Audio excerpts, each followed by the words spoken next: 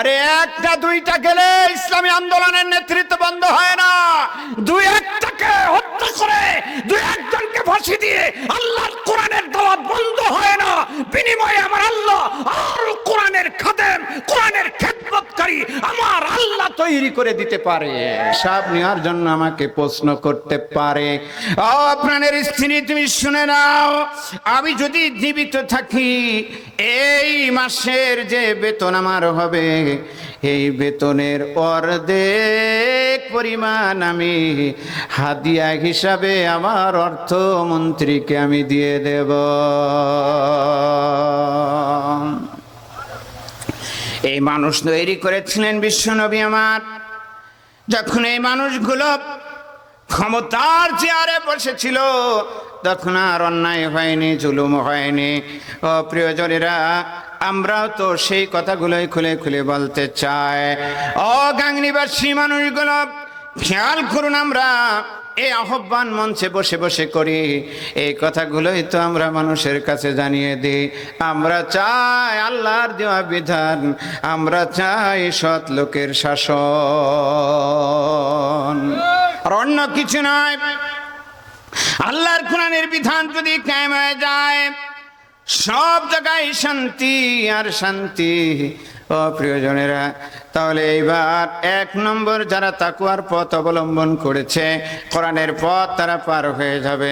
দুই নম্বর যারা জুলুমের পথ, সুম্মা নুনাজ্জিল্লাযীনা তাকাও ওয়া নাযারু যালিমিনা ফিহা জিসিয়া।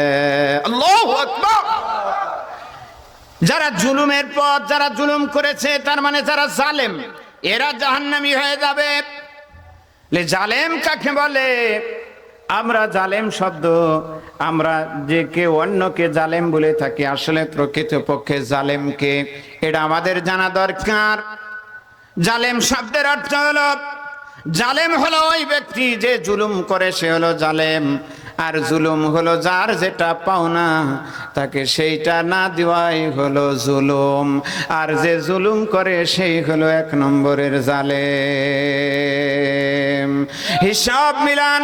তাহলে আমরা যদি একটু একটু করে কোরআনের কাছে যাই, যেখানে জুলুম শব্দের অর্থ আছে, দেখুন আল্লাহর নবী হযরতে আদম আলাইহিস সালাম আল্লাহর কাছে বলছে, রব্বানা জালামনা আনফুসানা ওয়া ইল্লাম তাগফির লানা ওয়া তারহামনা লানাকুনান্না মিনাল খাসিরিন। আল্লাহ, আমি জুলুম করে ফেলেছি। সে কি করে ফেলেছিল? সে জুলুমটা কি?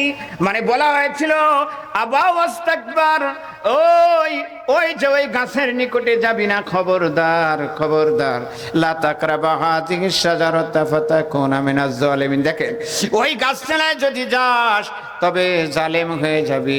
মানে নিষেধ ছিল ওই গাছতলায় যাওয়া, কিন্তু চলে গেল।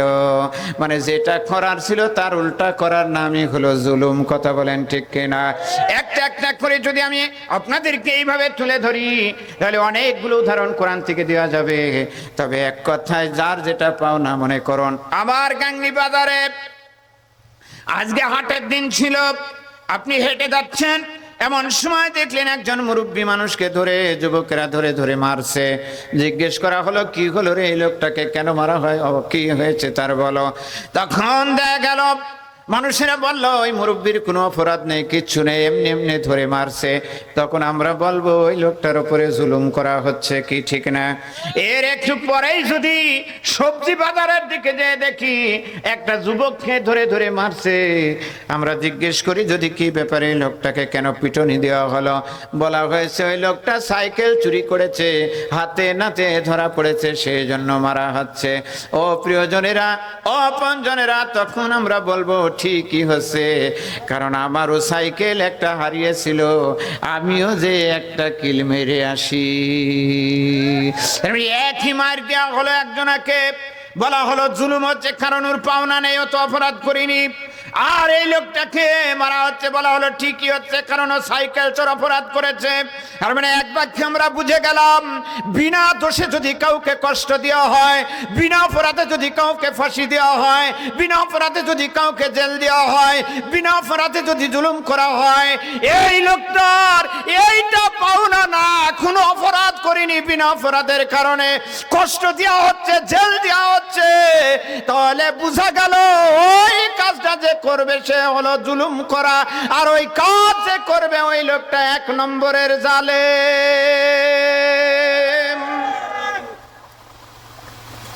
তবে জুলুম জালেমরা সবসময় এই পথ অবলম্বন করে চিন্তা করে, একটাকে যদি শেষ করে দিই তাহলে এরপরে আর কেউ আসবে না। এই ওরা মনে করেছিল ইব্রাহিমকে মেরে ফেললে আর কেউ কালেমার দাওয়াত দিতে পারবে না, মুসাকে মেরে ফেললে, অথচ আমার আল্লাহ বলে না না না, এটা শেষ হয় না। ওরাও মনে করেছিল ওই লোকগুলাকে যদি ফাঁসি দিয়ে দিই তাহলে আর ইসলামী আন্দোলন, কোরআনের কথা লোক বলার লোক থাকবে না। আমি বলি পাগলামি ভুল ছাড়া আর কিছু না, একটার বিনিময়ে আল্লাহ আরো হাজার হাজার বানিয়ে দিতে পারে। গরুর গাড়ি চেনেন না আপনারা? গরুর গাড়ি, এখন গরুর গাড়ি নেই, কম আছে, তারপর গরুর গাড়ি নিয়ে যাচ্ছে, এমন সময় ওই গরু বলছে ও আল্লাহ আল্লাহ, তুমি যদি এই জুয়ালটা, মানে ওই কাঁধের উপর থাকে ওইটা জুয়াল, ঠিক আছে তো আল্লাহ, তুমি যদি এই জুয়ালটা ভেঙে দিতে তাহলে খুব ভালো হতো, আমার আর গাড়ি বওয়া লাগতো না। তো গরুর কথা শুনে মালিক বলছে যে আরে গরু, গরু রে, তুই মনে করছিস যে জোয়াল ভেঙে গেলে তোর গাড়ি বওয়া লাগবে না, এটা তোর ভুল ধারণা। কারণ একটা জোয়াল না, জোয়াল একটা ভেঙে গেলে কি হবে, ওই বাঁশের ঝাড়ে বাঁশ কড় কড় করছে, আরো জোয়াল তৈরি করা যাবে। কি কথা বোঝেন না? আমার কথা বোঝেন না? আরে একটা দুইটা গেলে ইসলামী আন্দোলনের নেতৃত্ব বন্ধ হয় না। দুই একটাকে হত্যা করে, দুই একজনকে ফাঁসি দিয়ে আল্লাহর কোরআনের দাওয়াত বন্ধ হয় না। বিনিময়ে আমার আল্লাহ আর কোরআনের খাদেম, কোরআনের খেদমতকারী আমার আল্লাহ তৈরি করে দিতে পারে। সে আল্লাহ আছে না নাই? সে আল্লাহ আছে না নাই? আর জোরে বলেন আছে না নাই? ওইভাবে বন্ধ হয় না। আমার আল্লাহ এর মাধ্যম দিয়ে কিছু মানুষকে জান্নাতি মানুষ হিসাবে কবুল করে নেয়। সুবহানাল্লাহ বলবেন না? আর একটু জোরে বলবেন না? এ প্রিয়জনেরা, এই জুলুমের কাজ যারা করবে, জালেমের অনুসারী যারা হবে, আল্লাহ রাব্বুল আলামিন স্পষ্টভাবে জানিয়ে দিচ্ছেন এই মানুষগুলা ওই দিন যখন পুলসিরাতের পুলসিরাত তৈরি হয়ে যাবে, বিশ্ব নবী আমার একখানা চেয়ারের ব্যবস্থা আল্লাহর পক্ষ থেকে করে দেওয়া হবে। তাফসীর ইবনে কাসিরের ভিতরে এসেছে, চতুর্দিকে মানুষেরা হায় হায় করতে থাকবে, অন্ধকার নেমে আসবে, এত অন্ধকার, একদম যেমন যে পাপী যত বড় পাপী তার জন্য তত বেশি অন্ধকার হবে। এই অন্ধকারের ভিতরে একমাত্র যারা কোরআনের অনুসারী ছিল, যারা কোরআন দিয়ে জীবন পরিচালনা করেছে, আল্লাহর পরিবার যারা ছিল, কোরআনের পরিবার যারা, আল্লাহর পরিবার তারা, কোরআন বাদে চলে যারা, আল্লাহর সাথে তাদের কোনো সম্পর্ক নাই।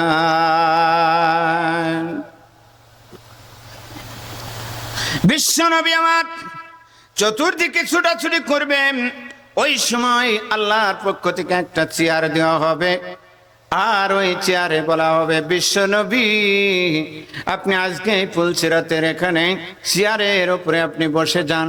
জিবরাইল আমিন আল্লাহর নবীকে বলবে, আল্লাহর নবী বলবে আমি বসবো না, এটা সম্ভব নয়, আমার উম্মতদের কি অবস্থা হবে, এটা আমি আল্লাহর নবী উম্মতদেরকে রেখে আমি বসতে রাজি হব না, হয় আমি রাজি নাই। এমন সময় জিবরাইল আমিন বিশ্ব নবীকে বুকের সাথে জড়ায় বসানোর জন্য চেষ্টা করবে, বিশ্ব নবী আমার বসবে না। ও উম্মতি মুহাম্মাদিরা, ও আমার প্রিয় মানুষগুলো খেয়াল করেন, ওই সময় এমন একটা দৃশ্য হবে, অন্ধকার হয়ে যাবে। যে যেমন পাপী, কোরআন থেকে যে যেমন মুখ ফিরিয়ে নিয়েছে, তার জন্য ঠিক সেরকম অন্ধকার হবে। আল্লাহর কোরআন শুধু আলো দেবে। কোরআনের অনুসারী যারা, ওই পুল সিরাত পার হয়ে যাবে তারা। আর জুলুমকারী যারা, জালেমের পথ যারা অবলম্বন করবে, আমার আল্লাহ রাব্বুল আলামিন বলে নত যেন অবস্থায় উপুড় হয়ে জাহান্নামের ভিতরে তারা পড়ে যাবে। আল্লাহুম্মা সাল্লি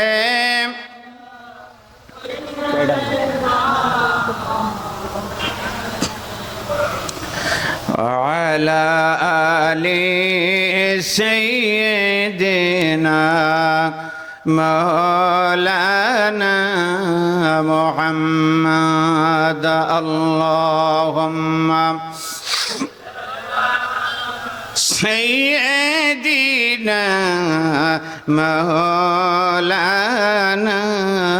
মুহাম্মদ ওয়া আলা আলি সাইয়্যিদিনা।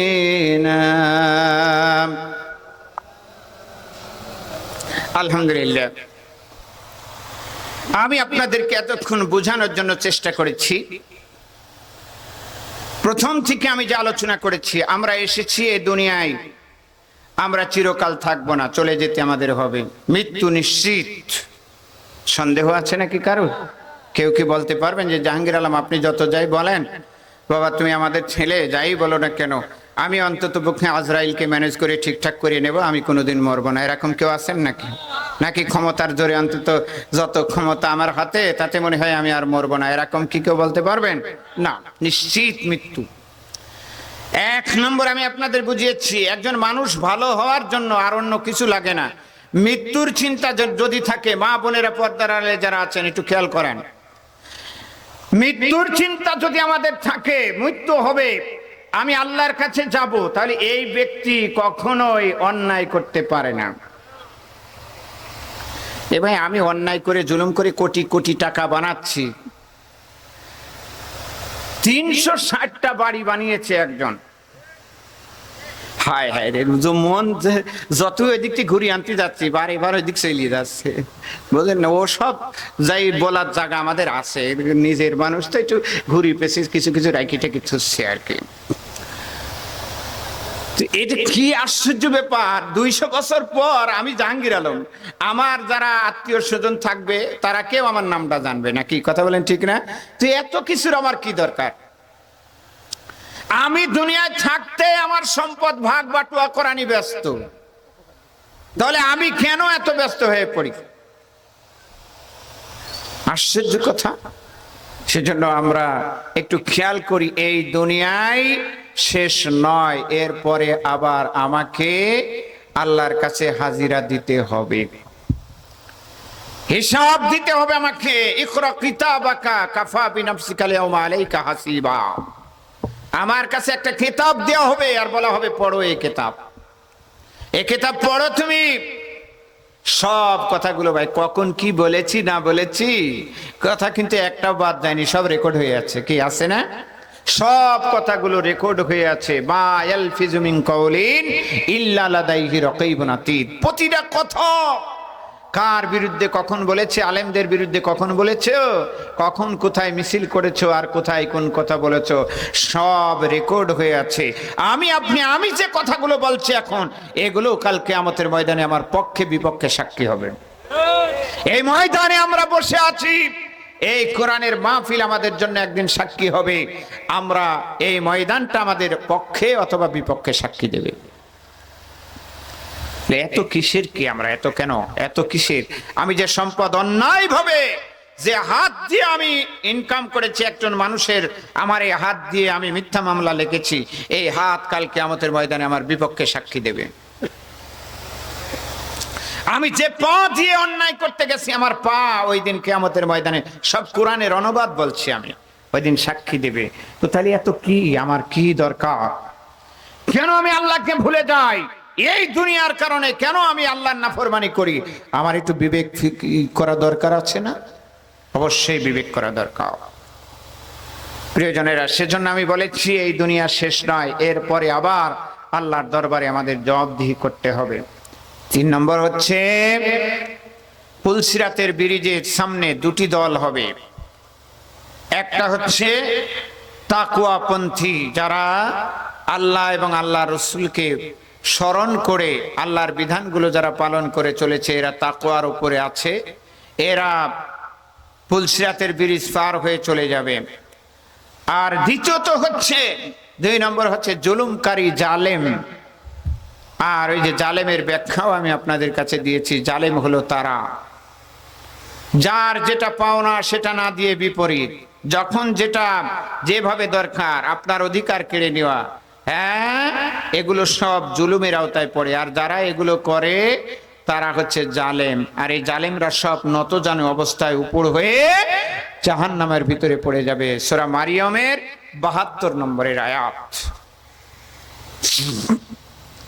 সম্মানিত প্রিয়জনেরা, পরিশেষে আমি বলেছি, জালেমরা যতই চক্রান্ত করুক না কেন, যেদিকেই তারা চক্রান্তের জাল রাখুক না কেন, আসলে তাদের পতন কিভাবে হবে আল্লাহ রাব্বুল আলামিন খুব ভালো করেই জানে। কি জানে না? জানে না? সে যত বড় যাই হোক না কেন, চেয়ার পেয়ে সে যতই চেয়ার নিয়ে এদিক ওদিক করুক না কেন, আল্লাহ রাব্বুল আলামিন বলে সব কিছু ইন্না বাদশা রাব্বিকা লাশাদীদ, আমি আল্লাহর ধরা অত্যন্ত কঠিন। আমি আল্লাহ যদি ধরি, আমার হাত থেকে কেউ বেঁচে যেতে পারবে? আর জোরে বলেন, পারবে? তাহলে আমরা যারা আল্লাহর নীতি থেকে বের হয়ে যায়, তাদের হিসাব করে চলতে হবে যে না, আল্লাহ রাব্বুল আলামিন একজন আছেন, আল্লাহর দরবারে আমাদেরকে হাজিরা দিতে হবে। প্রিয়জনেরা, পরিশেষে আমরা হয়তো অল্প সময়ের ভিতরে মেহমান পেয়ে যাব। গতকালকেও আমি আপনাদের সামনে এভাবে কথা বলতে বলতে বৃষ্টি শুরু হয়ে গেল। আমি যে কালকে যে পয়েন্টটা ছিলাম, সে পয়েন্টটা আমি শেষ পর্যন্ত নিয়ে যেতে আপনাদেরকে পারিনি।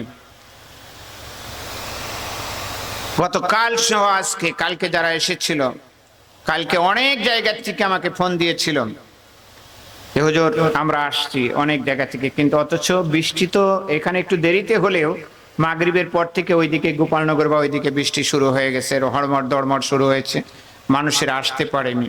আজকে অনেকে বুঝতেই পারেনি মাহফিল হচ্ছে। সব মিলিয়ে আল্লাহ যাতে খুশি হয়েছে, আমরা তাতে খুশি হয়েছি। আল্লাহর সিদ্ধান্তের বাইরে আমরা কেউ নেই। কি কথা বলেন, ঠিক না? আজকে আমি আপনাদের কাছে বলবো, পরিশেষে আমার যে মূল দাওয়াত 2 দিনের, সেটা হলো এই, যদি কোরআন প্রতিষ্ঠা করার জন্য আপনাদেরকে যদি ডাকা হয়, আপনাদেরকে যদি বলা হয়, যখন যে অবস্থায়, যে পরিবেশে, যে যেখানে আছেন, নিজ নিজ অবস্থান থেকে ওয়াজাহিদুহুম বিহি জিহাদান কাবীরা। শোনেন, আমরা মানুষের কাছে জিহাদ শব্দের অর্থটা বিকৃতি করে তুলে ধরেছি। আমরা বলছি জিহাদ মানে কাটাকাটি মারামারি, না, জিহাদ মানে হচ্ছে আপ্রাণ চেষ্টা করা। আল্লাহ বলছেন ওয়াজাহিদুহুম বিহি জিহাদান কাবীরা, সবচাইতে বড় জিহাদ করুন আপনি এই কোরআন দ্বারা। কারণ এই কোরআন প্রতিষ্ঠিত করা আপনার জন্য আমি আল্লাহ ফরজ করে দিয়েছি। এই কোরআন সব জায়গায়, পরিবার থেকে শুরু করে সংসদ পর্যন্ত, জন্ম থেকে মৃত্যু পর্যন্ত সব জায়গায় আল্লাহর এই কোরআন আপনি পৌঁছিয়ে দেন। আল্লাহ তার নবীকে বলছে, বলে এই কোরআনকে বাংলার জমিনে বাস্তবায়ন করার জন্য, প্রতিটা জায়গায় প্রতিটা মানুষের কাছে এই কোরআনের দাওয়াত পৌঁছিয়ে দেওয়ার জন্য, আল্লাহর কোরআন দিয়ে আমার বাংলাদেশ সংসদ চলুক, কোরআনের আইন চতুর্দিকে বাস্তবায়িত হয়ে যাক, এজন্য আমার প্রাণ, আমার মন, আমার অর্থ, আমার সময় আমরা দিতে প্রস্তুত আছি আল্লাহর কাছে। আমরা সকলেই যখন যে অবস্থায় আল্লাহর কোরআনের জন্য ডাক দেওয়া হবে, যার যে সুযোগ আছে, সব কিছু নিয়ে আল্লাহর কোরআন প্রতিষ্ঠার আন্দোলনে অংশগ্রহণ করতে রাজি আছি। কারা কারা একটু হাত তুলে আল্লাহকে দেখান তো।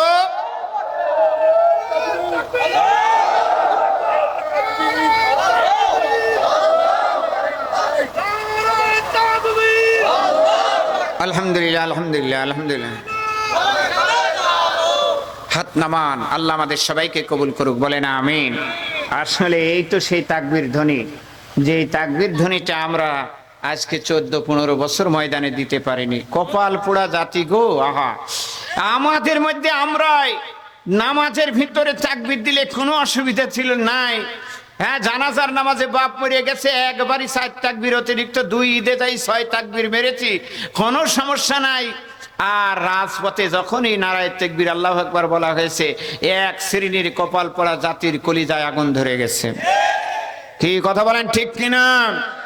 এই তাকবীর ধ্বনি বাতিলের কলিজায় আগুন ধরে।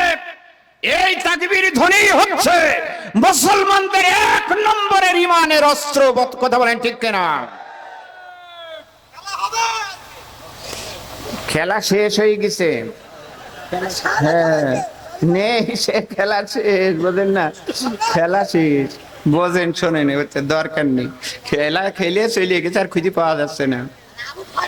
আমার প্রিয়জনেরা খেয়াল করেন, তাকবীর ধ্বনি, ইয়া আইয়ুহাল্লাযীনা আমানু ইযা লাকিতুম ফিয়াতান ফাসবিতু আযকুরুল্লাহা কাসীরান লাআল্লাকুম তুফলিহুন। যদি তোমরা বিজয় লাভ করতে চাও তাহলে 2টি দল, ভালো ভালো আলেম, আমার সম্মানিত উস্তাদও পিছনে বসা আছে, যারা কান ধরে মরিয়ে শামসুজ্জোহা মামা বসে আছে, ওনারা আমার স্যার, আমার শিক্ষক, ওনারা শিখিয়েছেন। এখন ওনারা যত জ্ঞানী মানুষ, ওনারা তো আমাদের মতন ঢোল, মানে আমরা একটু বাজতে পারি, ভিতরে কিছু নেই, এলেম কালাম একার কিছু নেই, মানে একটু বাজ দিবারই তাই বাজাচ্ছি, কিন্তু আসলে ওনারা জ্ঞানী মানুষ বসে আছে পিছনে। আল্লাহ এখানে বলছেন লাকিতুম ফিয়াতানে, 2টি দল যখন এক জায়গায় হবা তখন তোমরা জিকির করতে লেগে যাও। আশ্চর্য কথা, আমি তো মানে বিপদে পড়ে গেছিলাম যে তাহলে ওই 2টি দল, মানে ওরা ওই যারা বিরোধী দল আছে ওরা এসে মাইরে চলে যাবে আর খালি জিকির করবে বসে, তাই নাকি? না, এখানে প্রতিটা তাফসীর পড়ে দেখেন, এখানে ওয়াজকুরুল্লাহ কাসীরান লাআল্লাকুম তুফলিহুন, এখানে যে জিকির করার কথা বলা হয়েছে, তার মানে হলো যখনই দেখবা বাতিল তোমাদের দিকে আক্রমণ করেছে, বাতিল এগিয়ে আসছে, এই সময় তাকবীর ধ্বনি দাও। আল্লাহর নামের তাকবীর ধ্বনি দিলে কাফের বেঈমানদের কলিজায় আগুন ধরে যাবে। এরপরে তারা ভয় পেয়ে তোমাদের কাছ থেকে বিদায় নিয়ে দূরে সরে যাবে, তখন তোমাদের বিজয় নিশ্চিত হয়ে যাবে। বলেন আল্লাহু আকবার।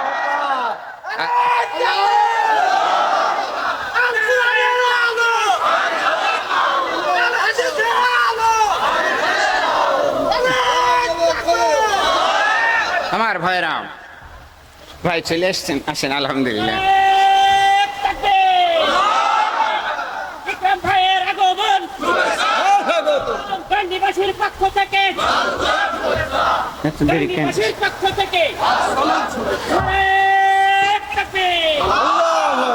আলহামদুলিল্লাহ, গাংনীবাসীর জন্য দোয়া করে, আমার প্রিয় মানুষগুলোর জন্য দোয়া করে, আপনারা আমার জন্য দোয়া করে, আমি আপনাদের জন্য দোয়া করি। প্রিয়জনেরা, হয়তো আবার কোথায় দেখা হবে, এ বছরে দেখা বেশি হবে, কি তাই না? আরে বাবা বাবা বাবা, কত কথা আর কত রকমের, কোনো কি আর কিছুই লাগবে না। কোথায় তারা কোরআনের মাহফিল যারা, আহা, যা কিছু বললাম মাওড়া ছেলেপিলের কিছু বলি লাভ নেই। আসসালামু আলাইকুম ওয়া রাহমাতুল্লাহি ওয়া বারাকাতুহু। আলহামদুলিল্লাহ।